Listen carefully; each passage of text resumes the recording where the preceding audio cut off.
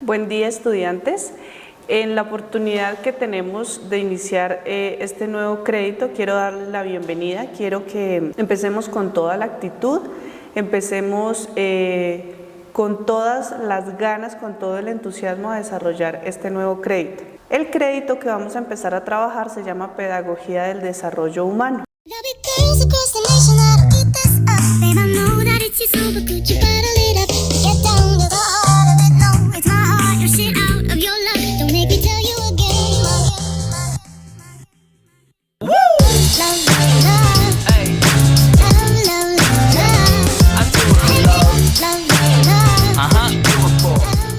Dentro de este crédito vamos a ver muchos aspectos que abarcan el trabajo que ustedes van a desarrollar dentro de las aulas con los niños. Vamos a empezar hoy en especial con este primer tema, a conocer cuál es la historia de la educación preescolar, que pues obviamente les compete a ustedes dentro del trabajo que se desarrollan con los niños en la etapa de la primera infancia. Para ello, quiero que tengamos, como les dije anteriormente, toda la actitud, todo el entusiasmo, ¿listo? Cualquier duda, cualquier inquietud, ya saben que en nuestros encuentros sincrónicos estoy atenta a recibir esas dudas, a solucionarlas, ¿listo? Entonces vamos a empezar con el primer tema, con la primera lección de nuestro crédito de Pedagogía del Desarrollo Humano. Ese tema o esa lección es Historia de la Educación Preescolar.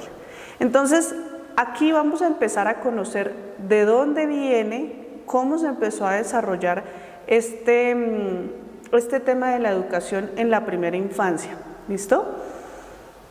Y en Colombia, la educación preescolar y en el mundo en general ha evolucionado a través de los tiempos, es decir, ha tenido cambios significativos que han llevado a que haya una mejoría en el proceso educativo de nuestros niños en su primera infancia, es decir, sus primeros años de vida, que como bien sabemos va de los 0 a los 6 años, ¿listo?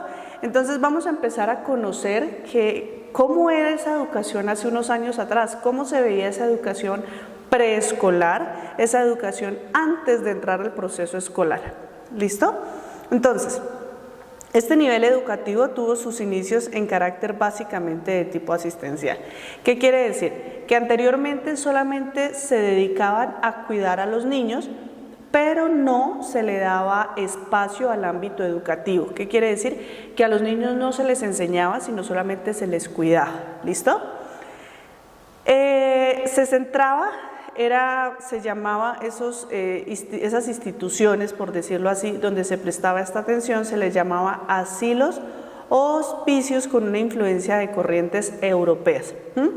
Eran los asilos, se les llamaban asilos, cuyo objetivo fundamental, como les decía anteriormente, era la protección y el cuidado del menor. También fue teniendo ciertos cambios, ¿cierto? En primer lugar, como les decía, atendían pues a los niños en forma solamente pues de cuidado, ¿cierto?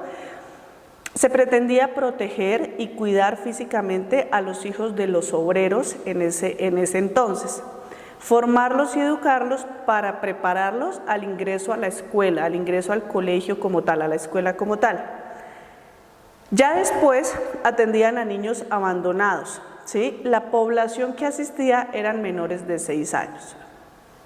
Y así fue surgiendo la inquietud de organizar en dichos asilos actividades recreativas y tenían alguna esencia educativa, ¿sí? Pero su objetivo fundamental era de cuidar y proteger a los niños, no de enseñarles. Ya después se le fue dando espacio a la parte de desarrollarles actividades, a la parte de generar espacios educativos para los niños. Como les decía, el carácter o el objetivo de estas instituciones, de estos asilos, era básicamente asistencial, básicamente de cuidado no más. Así empezó el proceso de la educación preescolar aquí en Colombia. Luego fue pasando el tiempo y algunas de ellas empezaron a ser dirigidas por religiosas extranjeras, por monjas que venían y cuidaban a los niños, pero ellas traían ya unos aportes, ellas traían ya unas didácticas basadas en teorías como Froebel y Montessori, ¿listo? Entonces, basados en ello, estas religiosas empezaron a cultivar en los niños este tipo de teorías y este tipo de metodologías. ¿Listo? También en el contexto colombiano aplicaron todo este tipo de didácticas, todo este tipo de metodologías, todo este tipo de herramientas que pues traían estas dos teorías. ¿Listo? En 1930 fue el primer momento histórico de la educación preescolar, es decir, donde se empezó a dar todo este tipo de tendencias educativas. Luego pasó el tiempo y de 1930 a 1975 el carácter asistencial que se le dio a la educación preescolar en los primeros años de la vida de los niños fue cambiando y se empezó a vislumbrar lo educativo, se empezó a ver que era importante en los niños sembrar esa parte educativa, esa parte académica en los niños. ¿Listo? Entonces, todo esto fue pues con los cambios que se fueron dando, cómo empezó a transcurrir todo el proceso del preescolar y cómo empezaron a ver que era necesario aplicar otro tipo de tendencias educativas.